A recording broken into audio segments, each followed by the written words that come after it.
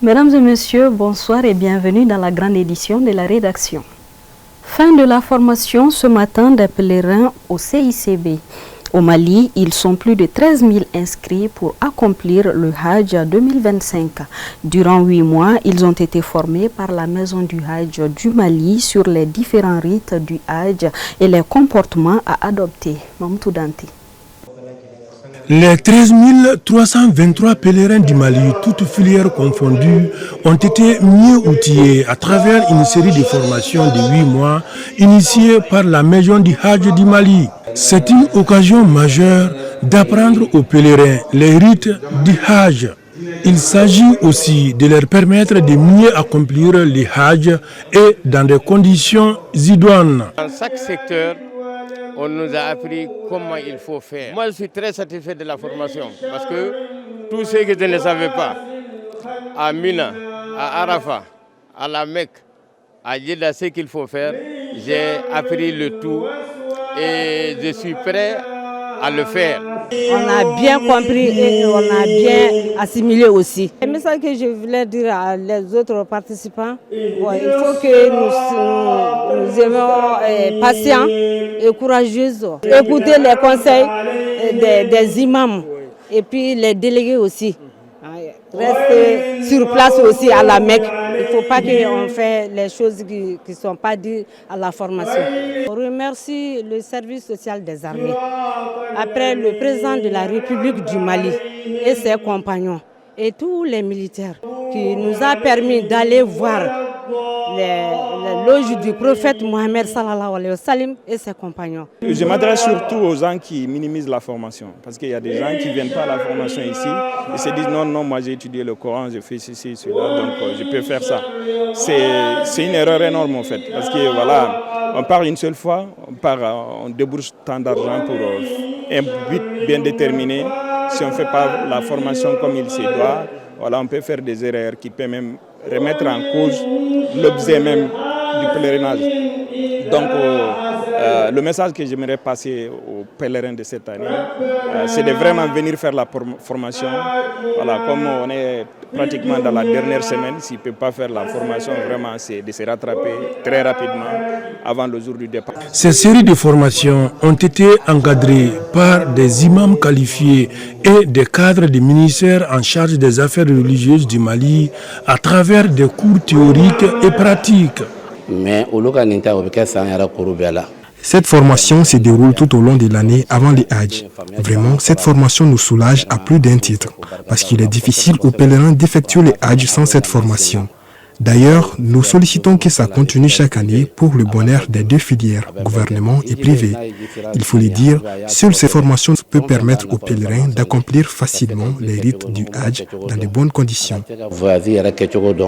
Le Hajj Mina Arafat Muzdalifa, ça c'est 13 323 pèlerins maliens qui vont se retrouver les mêmes lieux, les mêmes moments sur ces sites-là.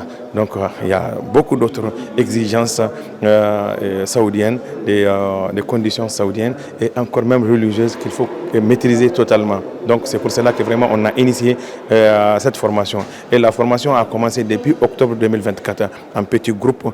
Donc cette année, Dieu merci, alhamdulillah, on a pu former environ 90% de nos pèlerins, voilà, en leur transmettant vraiment les connaissances essentielles qu'il faut pour accomplir ces rites, ces nobles rites. L'objectif est déjà atteint. Après avoir appris les principes de base et de bons comportements sur la terre sainte de l'islam, les 13 323 pèlerins du Mali sont désormais prêts à accomplir fièrement leur Hajj, le 5e pilier de l'islam. Rentrée solennelle du Conseil communal de la jeunesse de la commune 1. Occasion de présenter aux habitants de la commune 1 le plan d'action triennal du Conseil. C'était au musée de la femme à Korofina en présence de notre reporter Mamadou Doumbia. Faisons de l'engagement citoyen un comportement quotidien. Merci bien chers camarades. Organisée par le Conseil communal de la jeunesse de la commune 1, cette rentrée solennelle a permis aux jeunes leaders de dévoiler leur feuille de route pour les 3 années à venir. Le plan d'action en réalité, c'est le des actes. Il y a l'axe de la citoyenneté, l'acte de l'entrepreneur, de la formation, de l'avancement des capacités des jeunes. Il est important que nous créions le cadre pour inviter les acteurs, les partenaires à nous accompagner dans notre objectif d'union, de citoyenneté et de volontariat, gage de notre patriotisme. La cérémonie a rassemblé plusieurs personnalités, parmi lesquelles des élus communaux, des représentants des forces de l'ordre et des autorités traditionnelles. Tous les plans d'action qui ont été énumérés, c'est à l'actif du conseil communal. Nous sommes tenus à les accompagner pour qu'ils puissent y réaliser point par point, paragraphe par paragraphe, pour que tous ces programmes soient réalisés au bénéfice de la population de la commune. Cet exercice de transparence et de redevabilité est salué par les participants. Je suis très content de cette initiative. Nous les accompagnerons dans la mise en œuvre de leur plan d'action. L'événement a pris fin par des remises d'attestation du Conseil communal de la jeunesse commune 1 à ses partenaires en guise de reconnaissance pour leur soutien.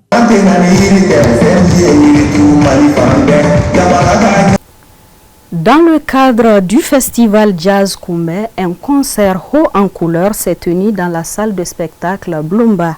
Plusieurs mélomanes de la capitale étaient présents à ce concert. Les détails avec Oumar Enzan Traoré.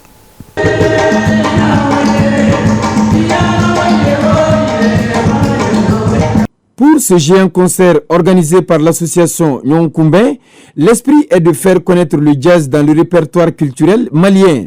Durant des heures, des grandes voix de la musique malienne ont fait vibrer la salle de spectacle Blumba à travers des prestations en live. Le jazz, c'est une musique intemporelle. Avec le jazz, c'est le vivre ensemble, c'est la cohésion sociale. La particularité de cette édition, c'est qu'elle coïncide avec l'année de la culture qui a été décrétée par les plus hautes autorités de ce pays. Cette soirée riche en sons et lumière a enregistré la présence de nombreux mélomanes de la capitale. Le jazz, déjà pour l'histoire, on aurait compris que c'est quelque chose qui appartient aux Africains. Aujourd'hui, que des jeunes, une association a l'initiative d'organiser un festival pour parler de notre histoire et informer le public sur tout ce qu'on a de culture, c'est quand même important. Il faut les féliciter et les encourager. Parce qu'il y a de ces cultures-là, il y a de ces valeurs-là, peut-être qu'on a même oublié, qu'on ne sait souvent même pas que ça vienne chez nous. Donc il faut les chercher et les mettre là où ça doit être mis. C'est d'abord un sentiment nostalgique, le départ de Ali Farka Touré. Et vraiment c'est une perte nationale. Quand on écoute ces morceaux et quand on écoute tout ça, on se rend compte que c'est vraiment formidable.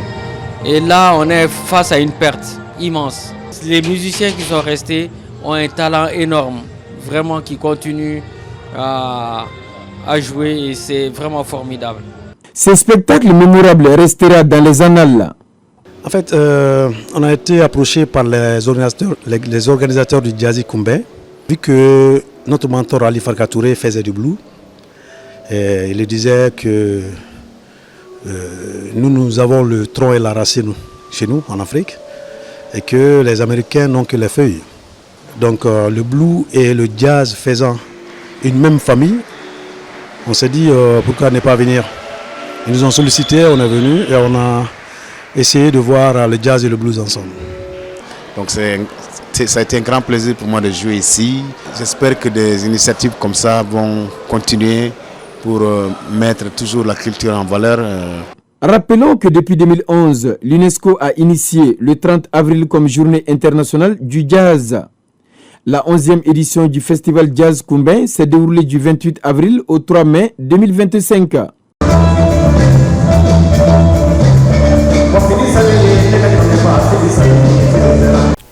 À présent, la page sport. Le tournoi de football interscolaire de Sébenikoro a connu son épilogue. Cette deuxième édition a vu la participation de 8 écoles.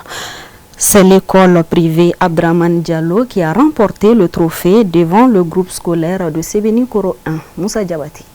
La finale de l'édition 2025 de la Coupe interscolaire Karim Keita a été marquante pour la jeunesse de Sébenikoro. Cette deuxième édition avait pour objectif de rendre hommage à 4 jeunes disparus au niveau du conseil de la jeunesse de Sébenikoro.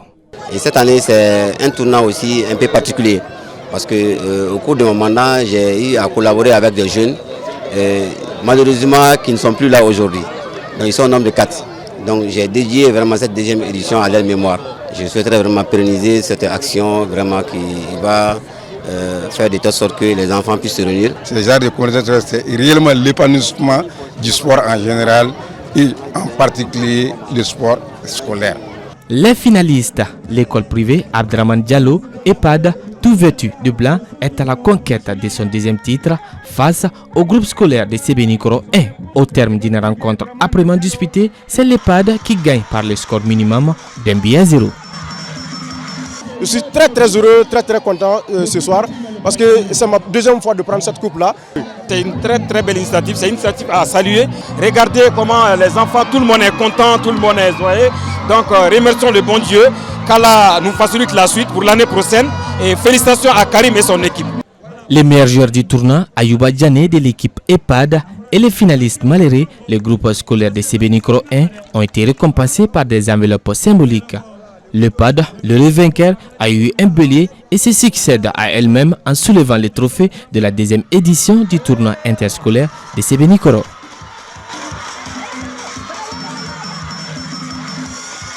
Et c'est ce qui met fin à ce journal. Merci à vous de l'avoir suivi. Très bonne suite des programmes sur ORTM2.